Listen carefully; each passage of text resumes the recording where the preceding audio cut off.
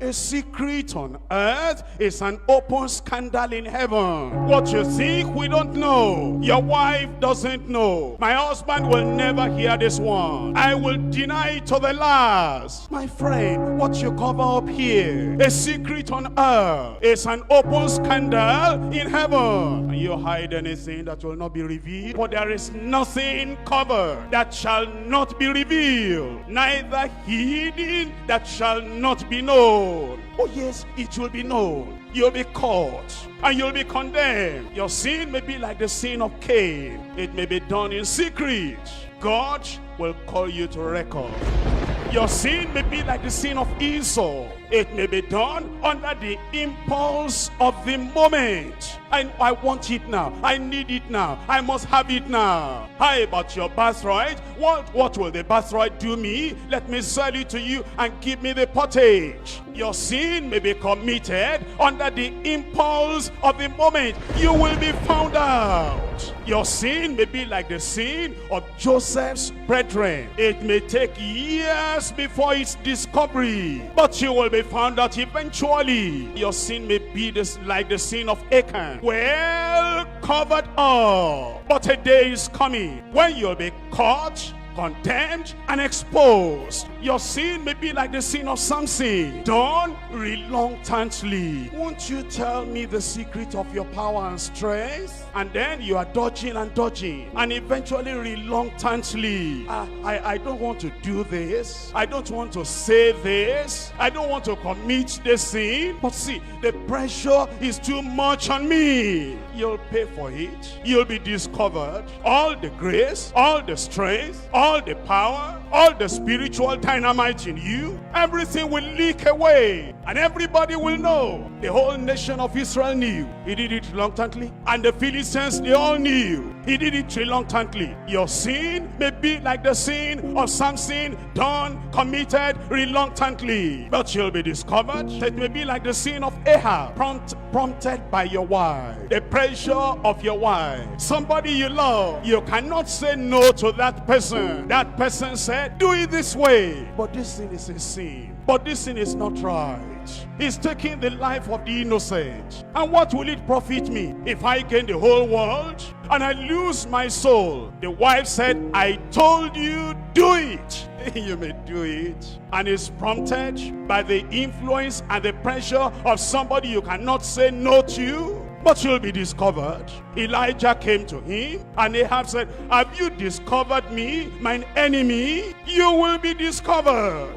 Your sin may be like the sin of Belshazzar, under the influence of a strong drink. All the same, you'll be weighed and found wanting, and your life and kingdom will be taken away from you. Your sin may be like the sin of Herod. It may be the result of a foolish promise. Ask me whatever you want to ask to the half of my kingdom. And then the girl said, give me here in a platter the head of John the Baptist. He didn't want to do that. He felt sorry and sorrowful. He was sad about it. But because he made a promise, what am I going to do now? Because of that foolish promise, he committed the sin. It was found out eventually. It got into the book of records of God. Your sin may be like that sin because you made a foolish promise to somebody. We're together, we're united, I will never deny you. What I've said, I have said. Although this is against the promise I made to the Lord, I said I will not sin. But see me now, I promised you already. All right, I'll go for it, I'll do it. Your sin will find you out.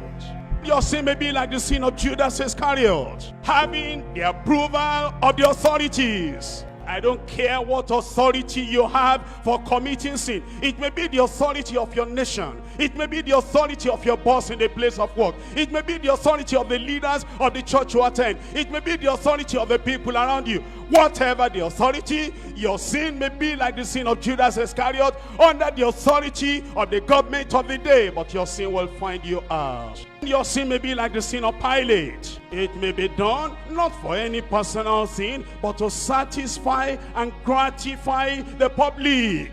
That's what they want. I told them we're not going to do it. Bring me a bowl of water. I'm not involved in this. I will not contribute to this. I wash my hand. Can you wash your heart? I wash my hand. Can you wash your conscience? Your sin may be like the sin of Pilate, done to satisfy the public, but your sin will find you out. Are there people here that are telling the Lord, I'm a big sinner? Compare me with Judas. We're friends. We're neighbors. Compare me with Pilate. We're friends. We're neighbors. Compare me with those prostitutes. We're friends. We're neighbors. Are there people saying, if God can only have mercy upon me today, if God can only forgive my sins today, just this once, if grace can pour into my life, just this once, if the love of heaven, the love from Calvary, the blood of Jesus can come over my soul, come over my heart, come within me, purge me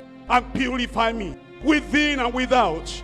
If Jesus, the Savior, the Redeemer, if he'll come again into my heart, so that in my heart, in my mind, in my thought, in my will, in my emotion, in my action, all that is within me, if the hyssop of heaven, if the blood of Christ, the one that is from Calvary, if it will come in today, wash me, cleanse me, change me, transform me, Lord, by your grace, I'm promising you, I will never do it again. Are there people that want the mercy of God, the grace of God, the righteousness of God? Then he will say to you, neither do I condemn you, but now go. But he'll give you power, he'll give you authority. That sin will see you and even run away from you. That sin, you will see sin and run away from the sin. That sin that will be planted within you. You live like Enoch, you will live like Elijah, you live like Daniel, you live like Samuel, and then the very nature of Christ will be implanted in you. You see adultery,